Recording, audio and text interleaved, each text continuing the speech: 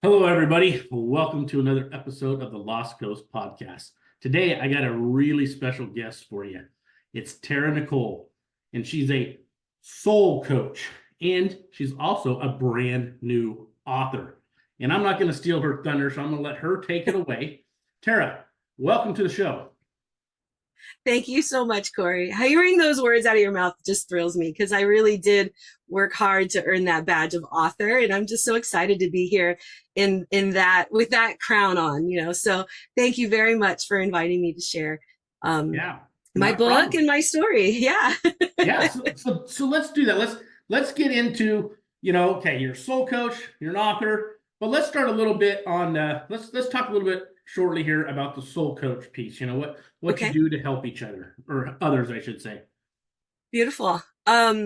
Soul coaching is, I guess, a term I coined for myself because I became a life coach. And I found myself going to a deeper place instead of being, how are you going to make time to do the dishes in your day? It's more about who are you when you do the dishes, So I'm starting from a deeper place, and I soul coach sort of captured that. And I became a coach. Literally had a dream, and after trauma, after tragedy, after life changing epic things, which I'm sure we'll tap into a little later. I woke up and went, life coach, really? And what even is that? And I started to explore it, and I discovered a school called oh my gosh, I just forgot the name of it. I will share that later. My brain gave out, but No it was a worries. beautiful school in Oregon. Ferocia is the master class instructor of it. And, oh my gosh, she's going to kill me. And it's just, it really changed my world. And it was one of the first investments I made in myself to be better. And I decided whether I did that as a career, or just an education for myself, it would probably shape me significantly. And I have to tell you that the process of going through coaching and learning how to coach, it didn't just give me a language to tap into new parts of myself and others. It also really gave me a lot of healing. I mean, I got so much coaching and it was phenomenal. And those basic things like breaking boundaries, keeping boundaries, finding self-worth through the trauma and rediscovery of myself really became fundamental in my own journey. And that journey has now brought me to becoming a soul coach, tapping into other people's possibilities instead of barriers. And now this book, which really is my story of these first few years of healing, in the most fantastical way, but told through the eyes of Stella, who's the character, as she walks my footsteps. So it's just very whimsical and fun and fantastical. Yeah.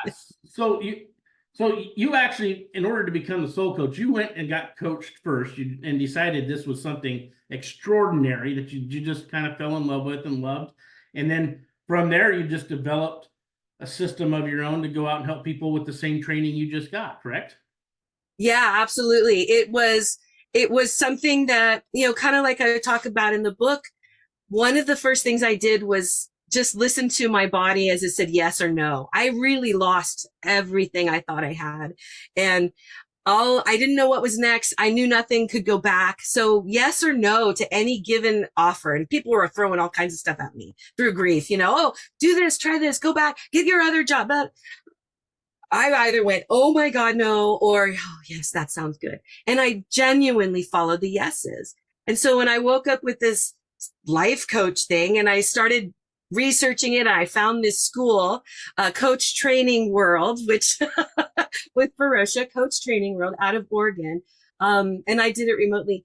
It was me in a nutshell. Like, it tapped into who I am and how I operate and really gave me these skills that taught me to listen in a different way, not just to other people, but also myself, and allow this whole being to exist in a new way as a cohesive unit instead of this compartmentalizing. Like, my whole world became compartmentalized and I just couldn't do it anymore. Once it blew up, I am me and I am all of me. And so learning who that was and how to do it was paramount. It was the basis of everything that I did. And I literally remember sitting there at a quiet moment feeling like a nuclear bomb went off in my life, just exploded.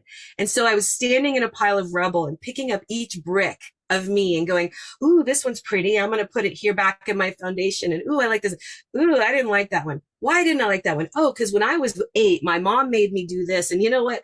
I'm 52. I don't have to do that anymore. Threw it away. And I rebuilt all these beautiful, loving blocks that I found in the rubble. And I wasn't 52 at the time, but still, I gave it away. That's where I'm at now. Well, but I think it built me up. We need to clarify one little thing, because earlier in that you said, I literally lost everything. Mm-hmm. And I think for the fact of our listeners here, they're probably questioning, what does she mean lost everything? They feel they probably lost everything anyways. If you don't mind, just a little short tidbit, give that clarity to everybody so they really know where this story is coming.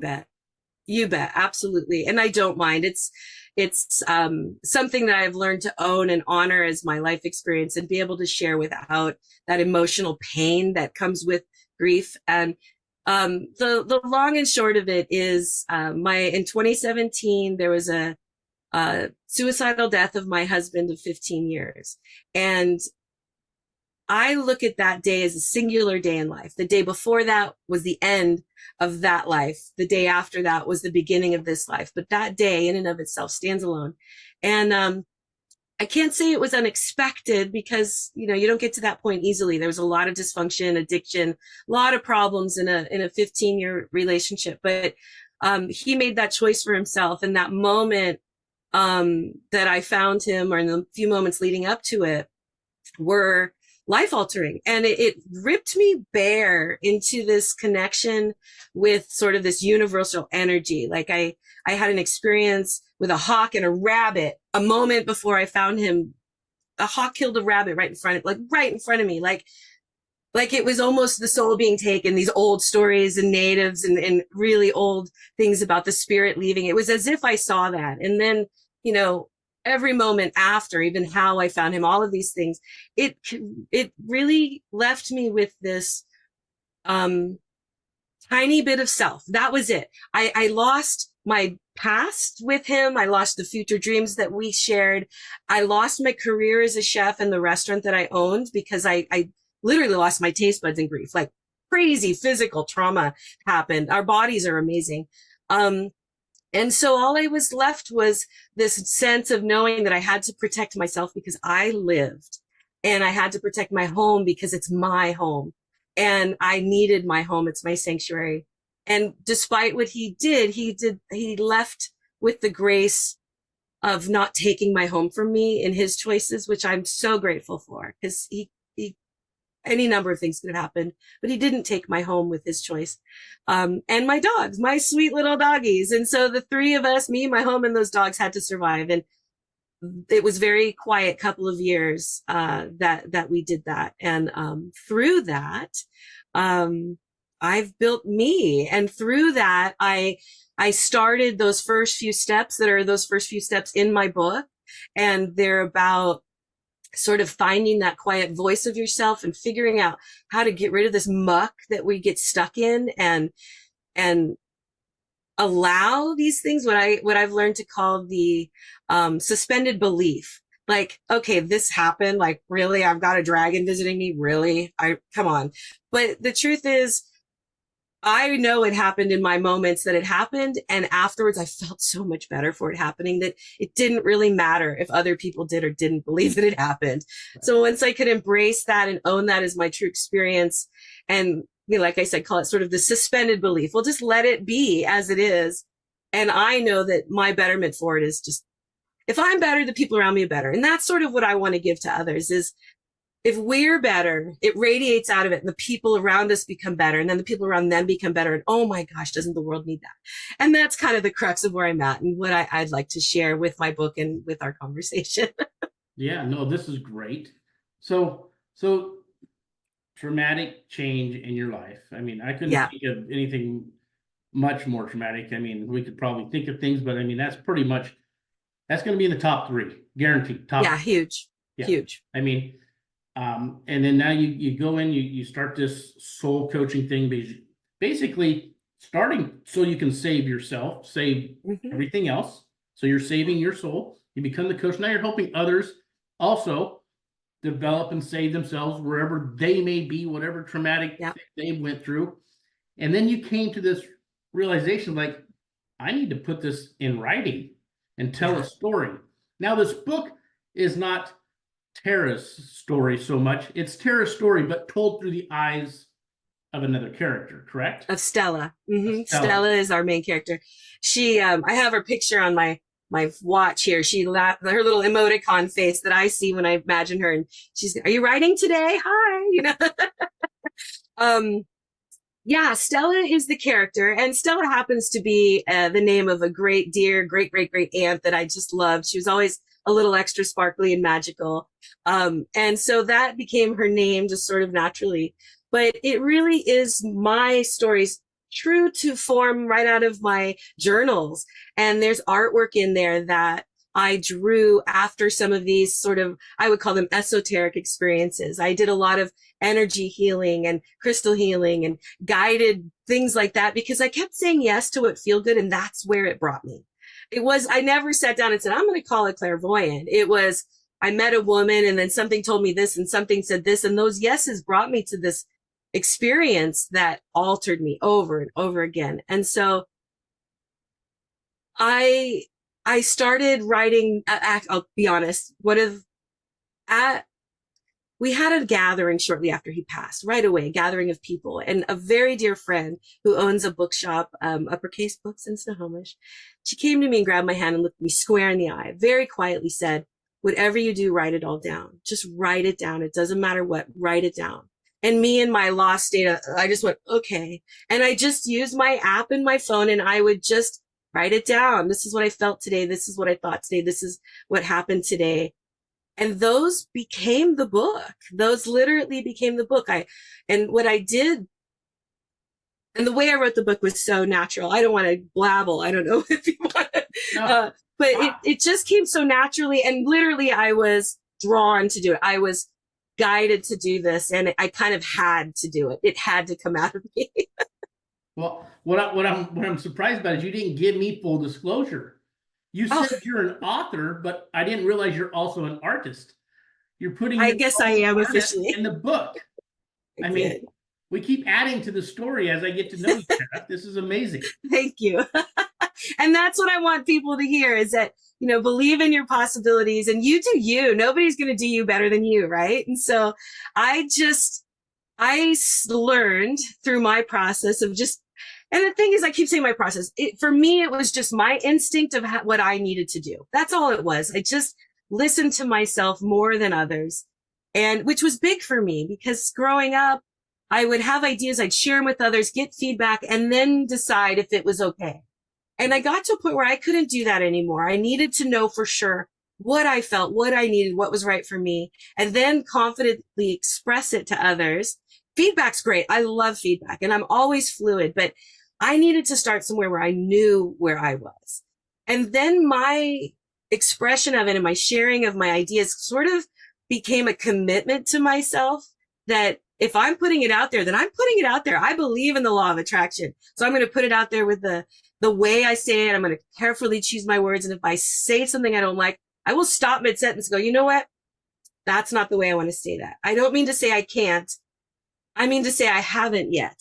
Yeah. You know, however that is, I will stop my words because words, and I believe intention is action. Intention is the action that creates the words and the vibration and the life that we live. And so if we start with good intentions, which come from clear thoughts and good energy, it's just this, you know, so that's my book. Each of those things are basically captured through this story. And what I found really fascinating is as a coach, I was writing a masterclass, a 5 key adventure within masterclass about clearing. There's a key for each: clearing, grounding, aligning, creating, and ascending. And all of these came from me taking a logical breakdown of my healing journey. What did I actually do when I was going to a clairvoyant? What was my processing? I made a mind map. It's a crazy, crazy diagram. And I came down with these 5 keys and I started a masterclass. And then we're in this pandemic, right? So I got a lot of time. Then I start writing a book.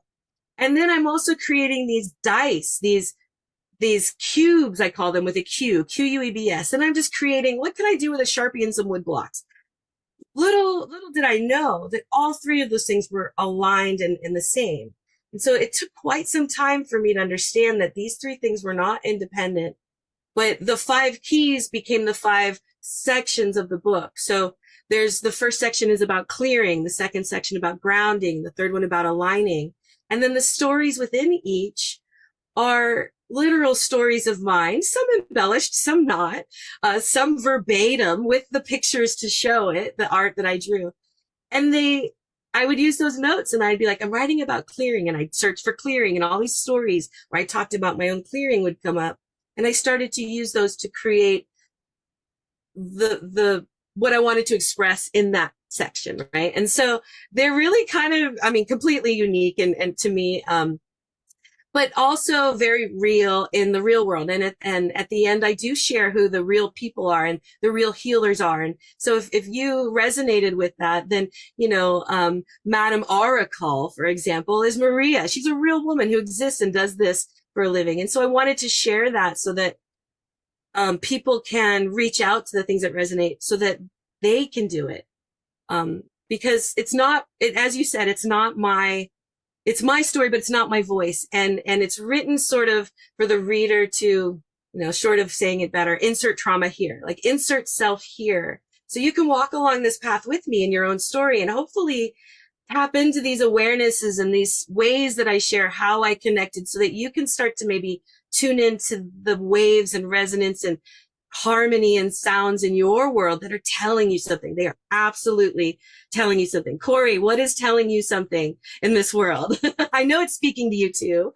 Yeah, absolutely. So you keep saying your process. What I'm hearing from you though, Tara, is not necessarily a process so much as a journey. Yeah, journey. Thank you. It is a journey that you've gone through. I mean, we've all, I'm sure still going through the hero's journey thing that people talk about, stuff like that. Yeah. This is, I can see this. I mean, I got a picture of Stella in my mind too right now, just of certain things that's all coming up in my head going, maybe I need to, dive deep into this book and see Stella's story, because I think all the readers they'll be able to relate to her in their own little ways and their own little happenings and their own That's journey. my hope. Yeah. That's my hope. Yeah. I really did write it with that intention. As I was saying, that really was my intention, is not because I don't read other people's books telling me their story very well. Like it's sort of bombarding me with their story. And it's not that that's a bad thing. It's just for me. So I intentionally was hoping that it would be sort of, you'd be walking along with me on the path in your story, like you said. And, did I even mention the name of it? I feel like I've neglected to do that. Spiraling Up. I've been waiting. Spiraling Up. I'm so not good at this yet. Spiraling Up, the Fantastical Journey Within. That is the name of my book. It is available on Amazon. My website, ascendinglogic.com, is the landing page where you can go to all my links for coaching, my blog, the website, my YouTube. All of those are there. I'm still getting the hang of doing all of that, but it's out there. I exist in that world and I'm proud of what I've put up. So you can definitely learn a lot about me on my website too, which is, would be my coaching page linked from the ascendinglogic.com. And Ascending Logic is my corporate name, my LLC that I created to capture all of these different things. Because for me, it is the whole idea is ascension, a self-ascension, the spiral up. We all know what it is to spiral down. And so if we take those same feelings that are constantly pulling us down and dragging us down, that we build on and compound into this heavy weight and anchor, and we can invert them and speak to ourselves in a way that help us elevate and help us connect to the lighter things, that anchor will be lifted. I mean, in my experience and the way I've shared it, stories with others, it just is. You can't really avoid it if you have that inner dialogue of light and love for yourself. And it doesn't mean you're not realistic. Shit's hard out there, excuse my language, but it's how we hope within it that makes that difference for our personal success and achievement. But that ascending logic is sort of, for me, it's not all about this esoteric and woo, like my woo woo world. I absolutely live and breathe the woo woo world. But there's logic and real and left and right brain wholeness. And so my tagline is integrating brilliance, because it's about harmonizing that soul self and your life choices. And brilliance isn't just your intelligence, but also your inner light. And integrating all of that together, I think, is really how we tap into that soul self.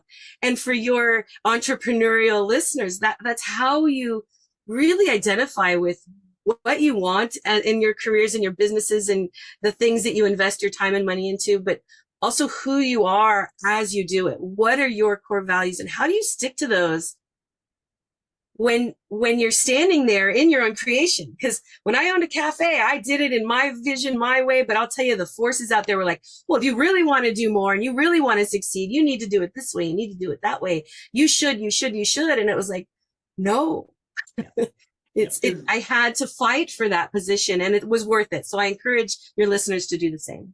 I couldn't agree so more. Everybody's got a different vision on what success is. Yes. And so this person over here telling you, you got to do this to succeed. It's like, well, maybe that's not where you're technically headed or want to head. Yeah. You know what I mean? Yeah. You're comfortable with this, and this is what you want. Success it's not something tangible. It's a mindset. And so it changes. Find that. Yeah. It changes too. Because once you get there, then what? You're not happy. You want something. And as you learn new things, you're open to new ideas, and what you thought you may wanted may not be what you want anymore. And so having that clarity and flexibility to really stay true to who you are and what those goals are, I think is not easy in this world. Yeah. It's so important. And when you do it, it's like, oh my gosh, how did I live any other way? But it's not easy. And we're not necessarily raised to believe that we can. We're kind of put into a machine, and we're cogs in the machine. And through grief and the loss of my husband and the bizarre or totally normal, I don't know, ways that grief showed up in my body and my life, I could no longer go back to the machine. I had to run my own little mini unit on the side. But what is your vision of success? What do you see for yourself? My vision is just to always keep growing, keep learning, and keep helping people. That's successful will be how when I leave this earth, that I left nothing on the table as far as helping other people, living the life that I wanted to live, and doing the least amount of harm possible, no matter what situation it can be in, right? I took a great class, environmental ethics, one time in college, and I didn't think it was the class for me. I didn't think, it's kind of more for environmentalist person. I don't consider myself environmentalist. I consider myself kind of like logical, right? So when I took the class, it was kind of funny because I never did any homework, never did anything the entire time in that class, right? I just went to the class, spent my time there, and listened and learned, right? The teacher called me at the beginning, no, not the beginning, at the end of this year. They called me to the front of the class where they give you your grade, and he goes, Corey, you never did nothing. You showed up every day. You did nothing, none of the work. And I go, well, I didn't need to. I learned everything I needed to know the first day of class. And he looked at me and he goes, what are you talking about? Because that first day of class, what he said was, if you learn nothing else from this class, is to do no unnecessary harm. Mm-hmm. And I said, I learned that. And he goes, all right. And he gave me an A. Wow, you scored on that one. Yeah. That's called manifesting. Like, okay. But that resonated with me so much. Yeah, beautiful. Yeah. So it was just it sounds like an aha moment. Yeah. So it's just, everybody's had different success. My favorite bumper sticker is success is the first failure. And what that's meaning is, as you succeed, you need to go succeed again. So you are a failure again to succeed again and again and again. Yeah. It was kind of deep, but I mean, I got it when I read it. It was like, I get it. Always strive for more. Always strive for more. That really taps into a very deep held belief that I've had. I can remember being about 8 years old, sitting in my room playing and really honestly reading my first book on a little recorder, probably, setting the destiny that I'll be an audio version of my book someday. But I remember knowing that I was destined for good things, deeply just playing as a little kid going, you're going to do good things. You're going to have good things. Not knowing what that meant, not knowing how or what, just believing that and having this very innate, deep awareness that when I was in the not good things, when I was in deep dysfunctional relationships and partnering with abuse and addiction, and, you know, when I was in the shit, I wasn't going to stay there. And it wasn't where I was meant to be, but it was likely meant for me to learn from so I could get to the good stuff. Like it always just sort of, so I have sometimes left myself in positions that were not favorable simply because I didn't understand why I was there yet. What was my purpose in even having this experience? And so I'd sort of wait for that and be open to it. And as I experience and build my barriers and behave how I need to protect myself in messed up situations, typically bad partnerships. And I don't even want to say bad because I've learned so much from those moments, but they were difficult, absolutely difficult and really hard. But I had my moment. And then when I did, I remember this last fellow I dated. It wasn't good. He has really severe mental health issues that peaked to a place he couldn't manage and then wouldn't manage. And it became a self-protective issue. And I had to make hard choices. And in doing so, you know, everyone deserved loves, including him. And I still needed to be true to myself. I couldn't just dump him out. I couldn't be mean and hurtful. I had, as you said, do no harm, you know, and so I had to find a path that was right for me, that was right for him. And the beauty of the way it all went was we are both in a better place. And from that, I calibrated myself and was able to reset, I think, finally, that resonance that called in that dysfunctional partner. Cause, I just can't even be around it anymore. Like my brain no longer makes excuses. It's just my body says no. It's a hard no, and it's a no I am listening to. So I'm very excited by that because it's something that I want in life. Is I'd love to experience living without dysfunction because it wasn't usually mine. And so to do that, when I catch myself, I had a meltdown not too long ago. I got hacked in Facebook, like took my credit card, shut down my old page that had all of my history, all of my husband's, all of it gone, still gone, never got it back. And I had a meltdown. I was like, they took my history, they stole my life, all of this. And it's like, come on, I lived my life. No one can take it. It's social media. And I went, girl, I think I said, bitch, girl, you wrote a book about this, figure it out. So I picked up my own book, called my own bullshit, which I think is really important for us all to be able to do. And I flipped to a page and I read that story and I was like, oh yeah, it's exactly what I needed to hear. Yeah. And so what I'm hoping is that book can be a reference for people too. And the same thing when, you know, they're pretty short stories and each story is its own moment and each moment has its own meaning. And in the juxt of the whole story is you rising to that peak of yourself and stepping into the portal of you, you know, so there's a big meaning, but each one. And so that story I found was really about recognizing the struggle is the strength. And, you know, we cause our own pain by not being present and, you know, all of these things. And so I really did catch my own self, redirect myself, and was able to find a better place to stand in that chaos of Facebook. Are you kidding? Hackers robbing my identity, you know? And I was like, oh, no, that's okay because I can do it another way and I don't need that. And I found another way and it was successful. And I finally conceded and started a new page. But you know what? That's my page and it's just my name. It wasn't 3 different names. It's not all these lives. It's me now, present and moving forward. And I'm kind of excited about that. So in and of itself, it gave me a gift of a fresh, clean slate, yeah, which I never, ever would have taken in that regard. And so that's me choosing to live the good stuff and choosing to find the good stuff when I'm not living it. Yeah. So that's kind of the mantra. Well, that's the mindset, right? You got to have the mindset. You got to push through, got to keep moving forward. You know, if we dwell on yesterday, we never get to tomorrow. So absolutely, you know, we got to be. But we can learn from yesterday. We can learn from it. Yeah, reflective awareness, I think, is really important. Otherwise, we're just repeating, right? I mean, that's the spiral down or the spin around. Like how many of your listeners feel like they're just constantly repeating the same stuff? It's like, again, I'm dealing with this again. When that happens to me, it means you haven't found that lesson. You're not open to, you're either just trudging ahead despite all the obstacles, because some obstacles are meant to be there to guide us to new directions. And if we're always pounding our head against the wall, we're missing the doorway to the left. So sometimes if you're in repeat mode, it's because you're not paying attention. It's because you're in the future, not the present. And it doesn't mean you won't get to where you want. It's just very, very rarely that we get there on the path and through the ways we think we will. There's going to be a million lefts and rights and strange ups and downs along the way. But if you're paying attention, you're still on the way. Yeah. So I say, follow the good stuff, follow the yeses, and be open to what the no's mean and why they matter.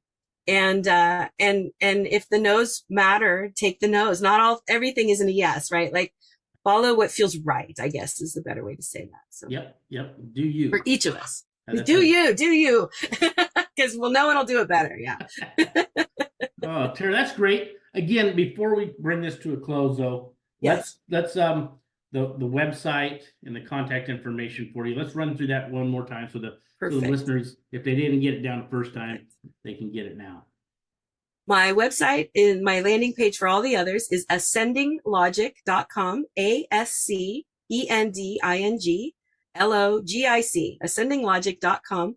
And from there, you can find the Amazon, the webpage, all kinds of different links, my first reviews, and so on. My book is Spiraling Up, A Fantastical Journey Within. And it really is a fantastical journey that is not just for people in trauma, not just for adults. It is a delightful way of finding paths to yourself if you are simply open to delightful things. That's really all you got to do is, if a little bit of fantastical and the whimsical is something that you enjoy, I think you would enjoy the read. And I really hope your listeners will look for it. And also, if they do, please leave reviews. Leave reviews for Corey too. Reviews for creators are so important in this world to help us get found by others.